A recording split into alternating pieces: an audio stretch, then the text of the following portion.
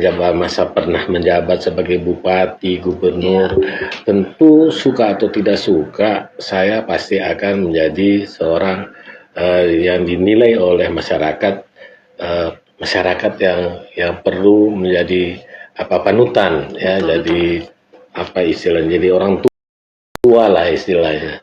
Nah, maka keseharian saya juga kan saya harus menyesuaikan dengan kondisi itu. Jadi tidak begitu sudah pensiun terus amburadul apa seenaknya gitu ya. Tapi ya saya tetap beraktivitas dengan masyarakat, khususnya karena saya masih sebagai ketua partai Gerindra. Ya tentu keseharian saya banyak urusan partai. Tapi ya tentu di dalam kehidupan sehari-hari tidak hanya urus partai seharian, ya. Tentu ada sewaktu-waktu senggang dengan cucu, dengan keluarga, dengan teman-teman berolahraga, saat jalan santai, bersepeda, berenang. Nah seperti itulah ya. Jadi semua dilalui, ya itu semua juga ya dalam rangka kita juga tidak menghilangkan kebosanan itu. Karena kalau kita hadapi hidup ini dengan satu tidak ada keteraturan dan tidak ada kegiatan, ya tentu kita akan menghadapi satu fase yang biasa disebut ada rasa bosan. Untuk itulah maka saya berusaha untuk mencoba beraktivitas, mencoba melakukan kegiatan-kegiatan, apakah itu masalah partai, masalah kehidupan sehari-hari, dan juga ya tidak kalah pentingnya ya saya juga ikut ya berkebun istilahnya. Berkebun ya Pak ya? Iyalah, jadi itu kan untuk hiburan semuanya ya, untuk hiburan. Jadi ada yang pergi dilihat-lihat, ada usaha-usaha. Ya walaupun ya sudah pensiun dengan usia seperti saya, ya tetapi kan tetap harus ada usaha. Ya seperti baik sekali ya. Ya seperti itu Mbak Uki. Ya baik sekali Pak Longki. Ya betul sekali Pak, meski purna bakti tapi predikat sebagai tokoh masyarakat, tokoh publik itu tidak pernah ada masa akhirnya Pak. Ya, karena itu tidak bisa hilang Pak. Itu karena saya pernah melakonin. Kan tidak mungkin saya habis dari bupati, habis gubernur terus seolah-olah saya jadi seperti manusia liar gitu kan, tidak mungkin. Atau lenyap di tinggalan bumi. Tidak mungkin ya kan. Saya juga masih bisa beraktivitas. Betul. Ya saya bisa istilahnya berkontak dengan teman-teman apa saja, termasuk ya ngopi-ngopi dengan teman-teman di warung kopi di mana-mana, ya itu semua kan kehidupan. Betul sekali ya Pak. Ya, aktualisasi diri itu tetap penting dan perlu. Betul, setuju sekali Pak. Karena katanya konon menurut para pakar di usia-usia seperti saya 60-an ini harus banyak bersilaturahim. Harus banyak bersilaturahmi. Ya itu untuk maksudnya ya untuk bukan menghindari, tidak bisa dihindari. Pikun itu tidak bisa dihindari. Ya cuman menghambat. Itu bisa memperlambat terjadinya kepikunan dan penyakit yang Alzheimer Alzheimer ya seperti itu. Nah itu kan pasti ada datang sama kita, cuman kita berusaha bagaimana supaya kita bisa perlambat dan kita masih bisa beraktivitas, masih bisa produktif dan berkontribusi. Itu yang lebih keren, bisa bisa lebih produktif dan berkontribusi di tengah masyarakat. Betul. Ya, jadi masa jabatan itu bukanlah momok menakutkan ketika ini berakhir, terus kita juga berakhir gitu ya. Karena memang masa jabatan kan ada aturan. Ada aturan yang berlaku betul. Tapi potensi diri kan tetap masih ada kan. Nah, kita tidak boleh bilang kita kan begitu habis masa jabatan saya gubernur terus seperti kecewa, bukan enggak boleh kan. Itu ada aturan yang memang masa jabatan cuma boleh 5 tahun atau 10 tahun. Sesudah itu sudah selesai. Nah, kita harusnya bagaimana kita bisa menghidupkan aktivitas kita agar kita tidak jenuh, tidak bosan dan sebagainya. Betul. Saya pikir seperti itulah yang saya jalanin sekarang ini. Jadi berbagai kegiatan, berbagai aktivitas semuanya itu untuk killing time, untuk membunuh waktu, menghilangkan kejenuhan, menghambat itu penuaan, menghambat ya seperti itulah yang kita lakukan. Enjoy life, ya. Nah, tadi kan Bapak sempat ungkapkan nih Pak, masih sering ngopi-ngopi dengan teman nih. Biasa ketemu teman-teman jurnalis ngopi-ngopi di mana-mana.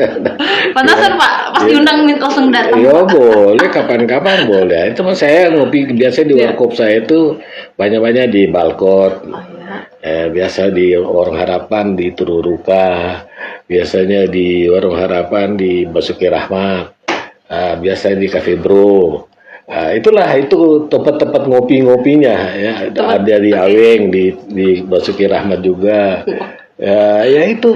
Masih tetap ya Pak ya. Iya. Ya jadi catat ya. Siapa tahu pas lagi ngopi ketemu Pak Longki ini boleh langsung nyapa ya Pak. Dengan senang hati, dengan segala ketulusan dan segala keikhlasan saya ngajak kita ngobrol-ngobrol di warung kopi. Ya lebih enak malah. Oh jadi yang nonton live saat ini tuh betul-betul Anda tidak merugi gitu. Jadi akan ada banyak informasi penting dan berguna, apalagi kalau masyarakat teman-teman sekalian yang dulunya itu bahkan sampai sekarang itu mengidolakan Pak Longki. Jadi siapa tahu lagi ngopi-ngopi di tempat tadi yang disebutkan terus mendapatkan Pak Longki di situ lagi dulu jangan segan untuk menyapa, memberikan doa juga, tetap dukungan seperti itu. Yang penting menyapa dan tolong ingatkan saya. Karena tolong ingatkan. Saya sudah 60-an ke atas. Jadi kan kadang-kadang kan lupa. Itu siapa, Roni atau siapa tuh ya? Ya kan, tolonglah bilang, saya ini dari Radar, saya ini dari Raja Wali, ini saya, tolonglah, saya bukannya sok-sokan tapi kadang-kadang ya waktu kita lupa ya. Jadi jangan sampai terus bilang, wah sombong banget. Itu seperti. Jadi dimaklumi ya, dimaklumi ya teman-teman ya. Bukan berarti tidak mau menyapa atau lupa, bukan, karena memang faktor usia. Tapi Pak Longki dengan semangatnya nih, saya lihat masih tetap muda dan Pak masih menggelora gitu Pak. Betul tidak Pak? Terima kasih deh. Jadi ya faktor itu tidak bisa dibohongin deh ya. Itu kan kita akan menuju ke penuaan sunatullah gitu ya. Tapi ya sudahlah kita jalanin saja. Betul sekali.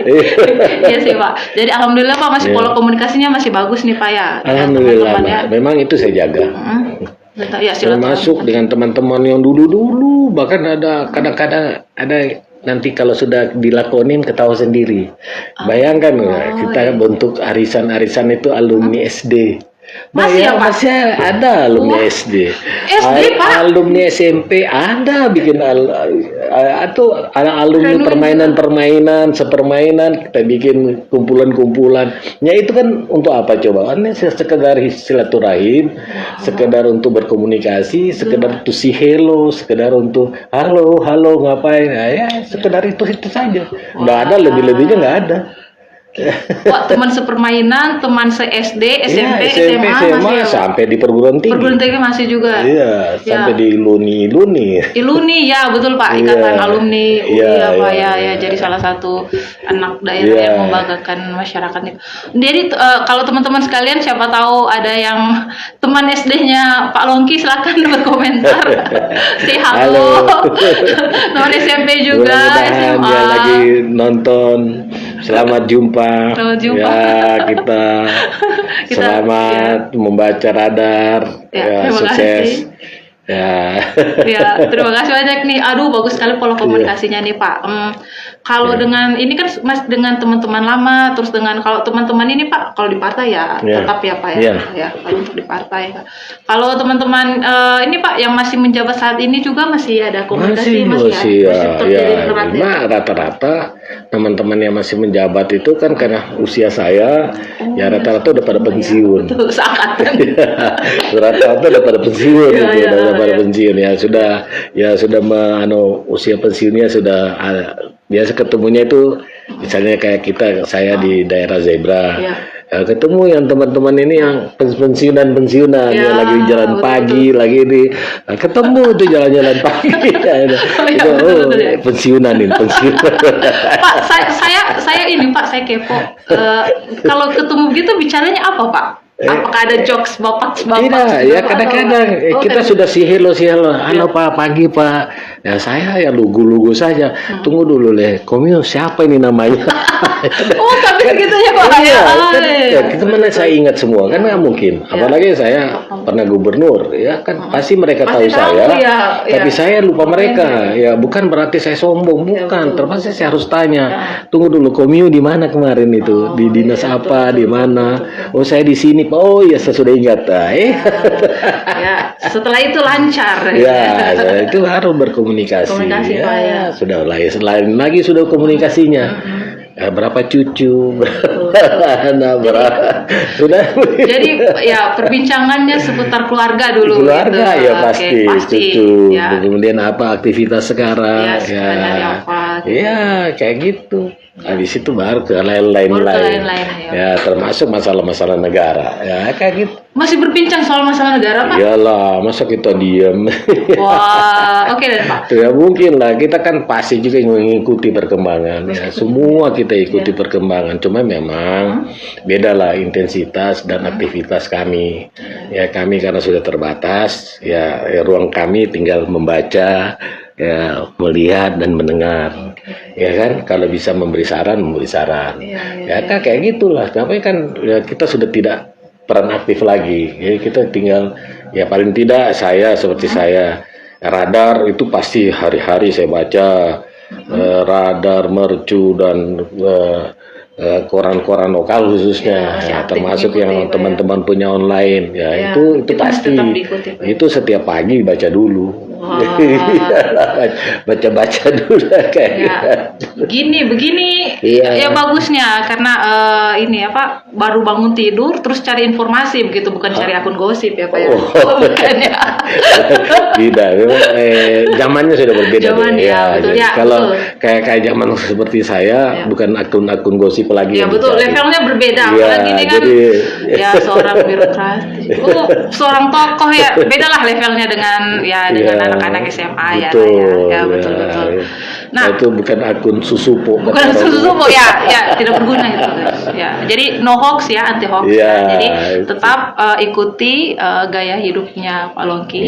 Saya juga setuju dan saya sangat anti hoax. Betul Pak. Boleh kita berbincang sebentar soal anti hoax Pak? Saya setuju banget dan saya tidak suka dengan hoax. Pernah jadi korban hoax tidak Pak? Pernah. Makanya saya termasuk orang yang paling tidak suka dengan hoax. Betul. Ya, karena merugikan orang lain. Kemudian belum yang dampak-dampaknya lain. Jadi bikin rusuh Pak. Tolonglah kalau saya boleh mengingatkan saudara-saudara saya, keluarga saya, masyarakat Sulawesi Tengah itu, mari kita membiasakan diri dengan anti hoax. Janganlah ada aktivitas hoax di daerah kita lah, karena itu akan merugikan orang lain. Itu seperti itu. Pak, sebagai pernah jadi korban hoax nih Pak, boleh bagi tipsnya tidak Pak untuk anti hoax? Apa yang perlu kita cegah secara dini Pak? Atau gini, karena Pak sekarang kan ada grup-grup WA tuh Pak. Betul. Sekali ada broadcast kita baca terus kita teruskan nih Pak. Apa yang sebenarnya harus kita lakukan lebih dulu Pak kalau menerima informasi? Memang kita bagusnya itu kita teliti dulu berita-berita itu kita teliti dulu. Kalau memang dia memenuhi syarat untuk kita laporkan, kita laporkan. Tapi kalau memang dia hanya sifatnya hoax dan tidak memenuhi syarat untuk kita laporkan, mendingan enggak usah. Karena juga akan merepotkan diri sendiri. Seperti itu. Jadi hoax memang ini menghadapi hoax ini, punya ilmu pengendalian diri yang luar biasa. Karena apa? Kita jadi temperamental, bisa jadi emosi, bisa jadi segala macam. Karena hoax itu. Bayangkan hoax, apalagi kalau hoax itu dengan fitnah. Itu kan luar biasa merugikan orang lain. Tapi bagaimana kita bisa mengendalikan diri agar kita tidak menjadi korban itu? Korban hoaxnya itu, karena orang yang sengaja buat hoax itu memang sudah mentargetkan kita jadi korban hoaxnya.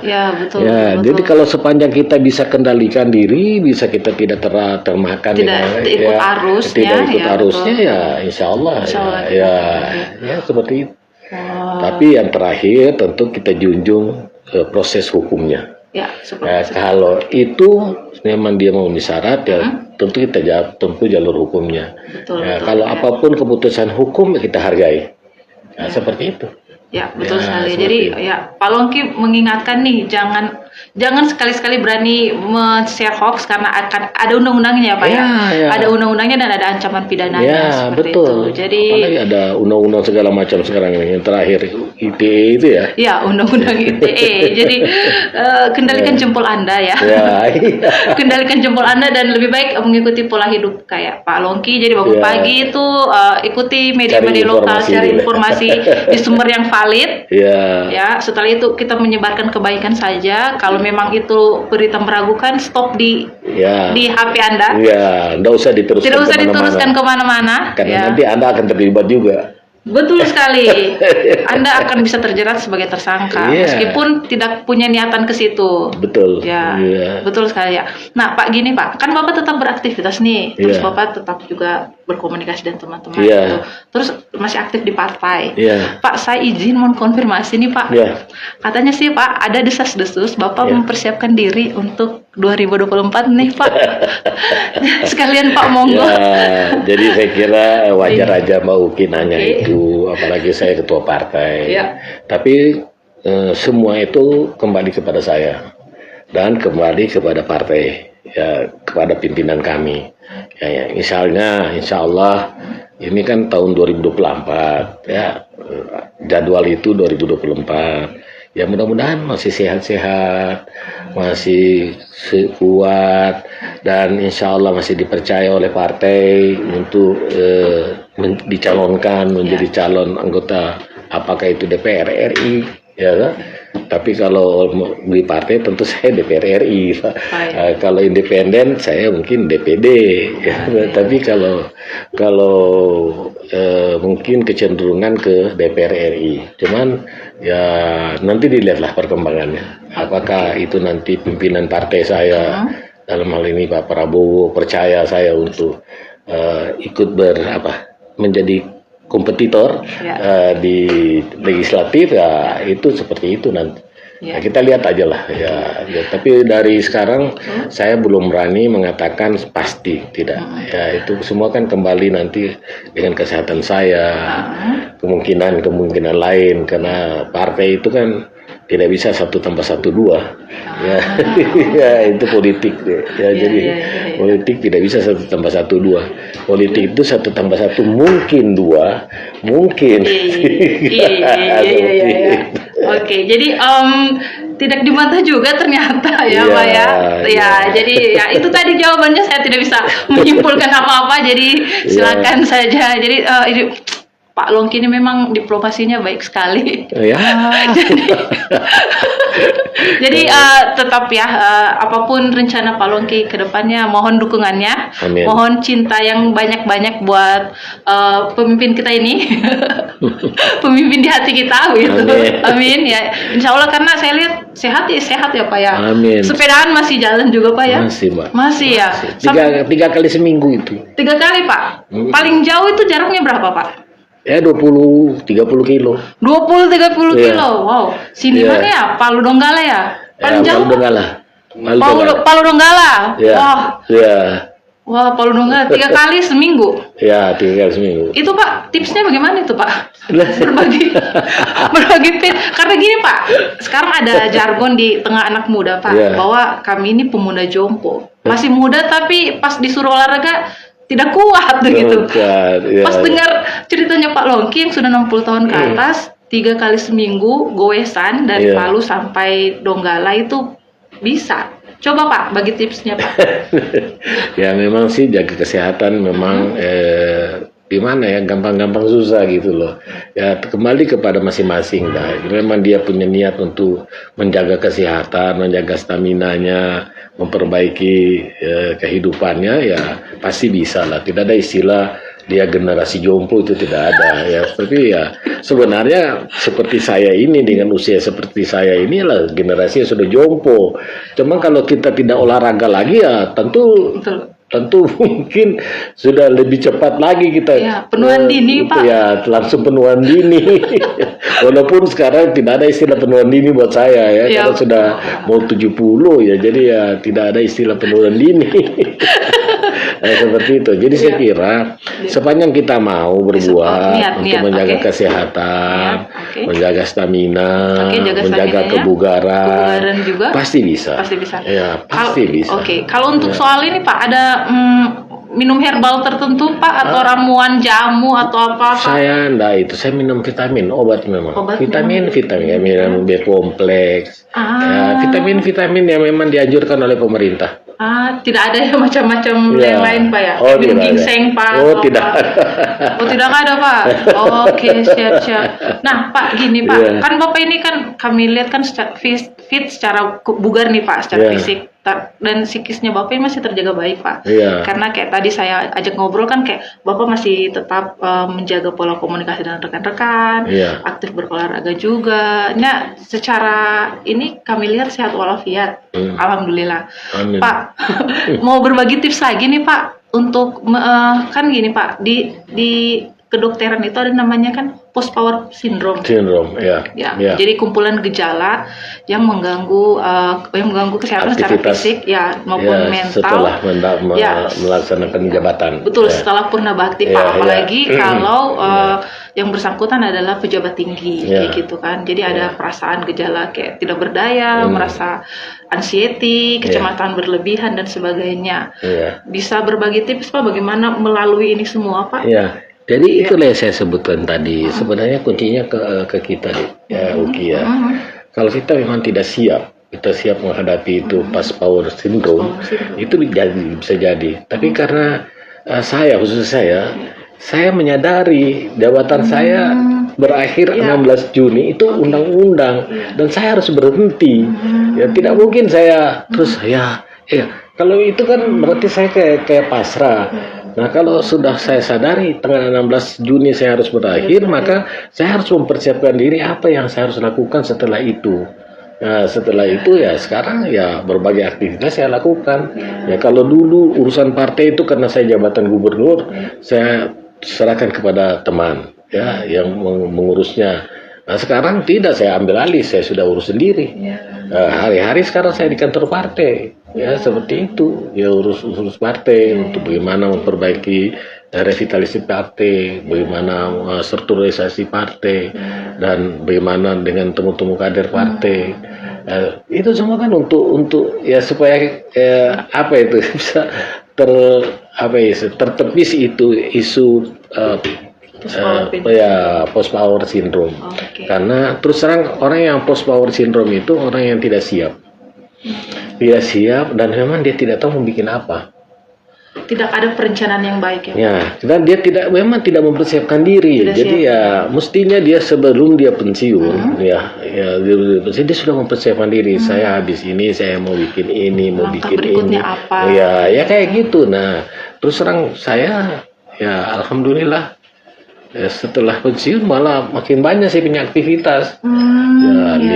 Lihat kebun, itu. Disyukuri ya Pak banyak waktu walaupun untuk hal yang mungkin lain. Hasilnya tidak ada sih, cuma sekedar untuk hobi saja. Terus lihat-lihat tanaman, tumbuhan, jadi segar, kita juga jadi segar. Terus ada juga kayak saya ada rumah walet, lihat-lihat walet, ada kolam, lihat-lihat mancing-mancing, kayak gitu kan. Nikmati, betul-betul ya. Jadi betul sekali Bapak bilang tadi. Pertama kita harus sadar bahwa ini amanah yang punya waktu jangka periode yang sudah diatur dalam undang-undang. Jadi kita harus mempersiapkan diri sebelum purna bakti, langkah apa yang bisa kita lakukan. Dan sebenarnya menerima ya Pak, menerima keadaan. Harus menerima, memang harus menerima. Karena orang yang tidak siap itu aja yang tidak menerima kenyataan. Betul Pak. Jadi siap memimpin, siap juga purna bakti gitu Harus, itu harus pasti. Iya. Ya. Oke ya. Oke, sangat banyak nih. Jadi aduh teman-teman Radar Sulteng yang pembaca Radar Sulteng yang nonton live ini betul-betul ini sangat berisi gitu. Ada banyak apa ya? Banyak hikmah, banyak hikmah kehidupan, terus banyak tips-tips berguna. Iya. Sangat-sangat banyak yang kita bisa ambil dari semangat dan motivasi ya semangat spirit dari seorang Pak Longki gitu ya. Jadi beliau membuktikan diri bahwa ketika purna bakti bukan berarti kita juga tamat begitu. Ya, kita bisa justru peluang di tempat lain itu justru terbuka lebar gitu. Apalagi untuk 2024 ya. Itu soal nanti. Nanti. Oke, nanti. Tahan dulu. Jadi ya siapa tahu kita akan bersambung ke episode lainnya. Jadi ini adalah soal kesehariannya Bapak. Oke, minta maaf nih Pak. Oke. Nah, kita sudah berada di penghujung siaran nih Pak. Bapak punya closing statement Pak untuk teman-teman pembaca Radar Sulteng masyarakat. Ada yang Bapak ingin sampaikan Pak? Terima kasih. Buat masyarakat Sulawesi Tengah khususnya melalui pembaca radar dan Radar Group. Terima kasih buat Radar Group yang begitu intensif membangun komunikasi dengan para tokoh, para narasumber yang bisa dijadikan panutan ya seperti itu. Nah, saya sebagai mantan gubernur tentu tetap berharap kepada seluruh masyarakat Sulawesi Tengah. Apalagi situasi saat ini ya kita tahu Pak Gubernur kita Pak Cudi, Pak Rusdi ya hampir setiap hari menghimbau ya kepada masyarakat untuk taat dengan protokol kesehatan. Karena saat ini COVID-19 masih ada di Indonesia, juga di Sulawesi Tengah, apalagi dengan varian baru Omikron. Nah, untuk itu saya minta dengan sangat kepada masyarakat Sulawesi Tengah, mari kita patuh dengan apa yang menjadi himbauan pemerintah, menjaga protokol kesehatan, 3M, jaga jarak, cuci tangan, dan pakai masker ya, karena memang COVID ini masih ada. Dan yang kedua yang paling penting buat saya yaitu kita hanya bisa membasmi COVID ini atau Omikron ini yaitu tentang melalui vaksin. Maka masyarakat saya minta dengan sangat ya mari kita sama-sama yang belum vaksin untuk vaksin diri. Vaksin itu gratis ya, jadi apalagi pemerintah sudah menjamin bahwa itu adalah biaya pemerintah semuanya. Karena memang masih ada orang beranggapan tidak perlu vaksin, masih ada. Tapi buat saya dan keluarga alumni COVID, saya pernah dirawat di Rumah Sakit Undata 12 hari karena COVID, kami sangat percaya bahwa COVID itu ada. Sehingga salah satu cara untuk mencegahnya adalah dengan vaksin. Nah, itulah barangkali yang paling penting. Dan yang terakhir, khusus untuk pemirsa, untuk pembaca Radar Group, mari kita sama-sama selalu meningkatkan sumber daya kita, khususnya melalui informasi-informasi yang selalu disajikan oleh Radar. Dan mudah-mudahan Radar selalu lebih eksis, lebih berkontribusi buat pembangunan Sulawesi Tengah dan pembangunan negara. Sukses buat Radar Sulteng. Terima kasih buat semuanya dan mohon maaf apabila di dalam podcasting ini ada hal-hal yang kurang berkenan. Maklumlah, karena saya juga baru kali ini ikut program ini sehingga mungkin agak kaku, kagok dan sebagainya ya. Itu biasa lah ya, jadi saya mohon untuk menjadi catatan kita bersama-sama. Terima kasih Mbak Uki dan terima kasih buat Radar Sulteng.